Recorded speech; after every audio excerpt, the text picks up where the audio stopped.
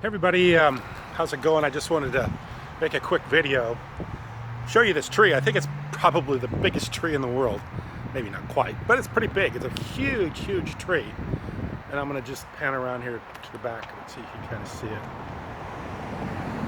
How huge this tree is. And one of the things about this tree is really unique is the way the roots are growing out of the ground. In fact, these roots are they're above my waist. They're so massive. It's just a massive, massive tree. I've never really seen anything quite like it. It's just it's like a storybook tree. It's out of some sort of a storybook, story time tree. It's really a crazy tree. I've always wanted to video it because I see it. I drive by it all the time, and I see other people videoing it. And I always want to make a video with this tree in it. And let me show you this limb. I mean, this limb is absolutely massive. You could hang a truck from this limb. That thing is incredible diameter. It's kind of funny because I see people take videos here a lot, and I think the people here don't even notice it anymore because it's kind of an extraordinary place to show people, video and show this massive tree. I'll kind of show you the canopy too. It's just an extraordinary tree. It's just unbelievable. It's just kind of an anomaly, just an incredible tree. So anyway, I want to also talk a little bit about Comey and Trump and this whole thing going on with those two people, those two guys. And one of the things that I don't hear people touch on very often, which really, really very, very extremely troubling, is the fact that Donald Trump is asking for Comey's loyalty or allegiance or loyalty or something to that effect, which is something to be really fearful of, because when you've got, the thing about the U.S. government is it's been emulated, it's been admired, it is the model of the free world, it's what everybody wants to be like. And one of the reasons why our government is such a good government to follow is because we have separations of power. So you have the FBI, which is an investigative agency, that's a federal government, FBI, Federal Investigation Agency.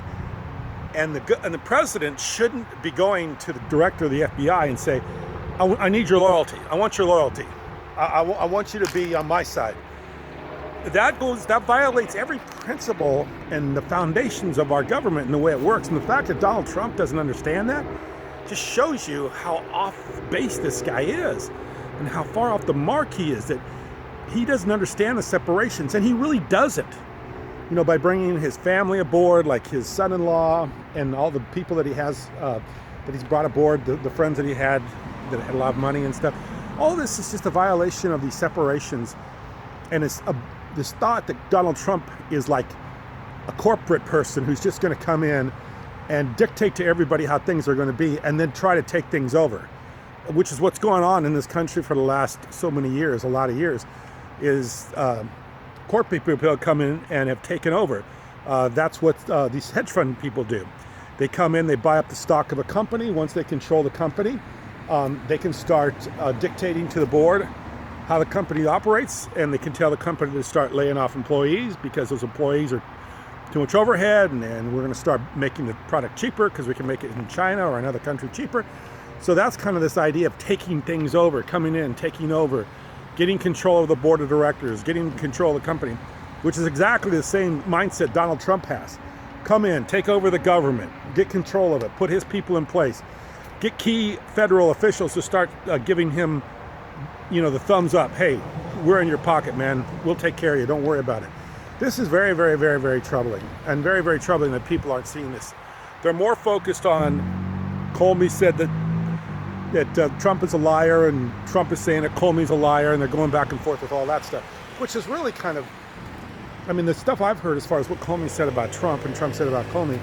Comey said that Trump lied about the fact the FBI was not, in good hands, which who cares about that? That's a subjective view. And then Trump says that Comey's a leaker, which Comey admitted to. I don't know why I had to do that. But anyway, the more important thing going on here is the fact that Donald Trump has the absolute audacity to go to a federal investigative agency and get their alliance or get their ask him for the loyalty and ask him, like, more or less like, hey, you know that you're gonna be on my side no matter what the issue is. I want you on my side. That's very troubling.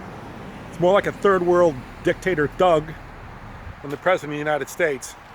And for everybody that has this opinion that Donald Trump is the other guy, the outsider, the guy that's coming in to straighten things out and drain the swamp, or whatever he always says about him, should be very concerned about his notions of thinking he can tell people in other branches of the government that they need to support him, or they need to be more than to support. They need alliance. They need loyalty. Those are words that go beyond support. Those go beyond party lines. Those go beyond ideologies. That goes more to, hey, buddy, you're gonna listen to me, and if you're not gonna listen to me, I'm gonna get you the fuck out of here. And that's kind of the way Trump treats it. You're fired. You know, you don't listen to me. You don't want to do what I want to do. You're fired. You're out of here. And that's what he did to Comey. I want your alliance. I want your loyalty. I want you to say whatever I do. Okay, you're going to go by my way or the highway. And that's exactly what Trump did with Comey, and that's why it turned out the way it did. So anyway, anybody that thinks Trump is this, this guy that isn't trying to be a dictator, think again, because exactly the attack that he took with Comey is exactly what a third world dictator thug would do.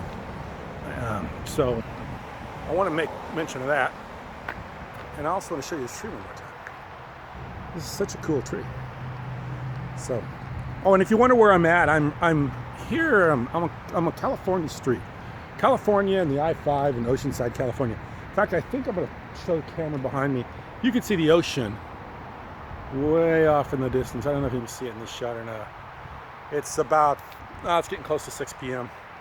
Sun stays up pretty high this time of day, but still, we're not that far from the ocean. Maybe a couple miles. Maybe not even that. Maybe a mile. But anyway, there it is in the background. I think that's why this tree has been able to thrive so well, because we're in that tropical, not tropical, but more of a moderate climate next to the ocean like this. So, coolest tree in the world. I love this tree. I drive by it all the time. So anyway, I appreciate you watching, and more videos to come. Thanks.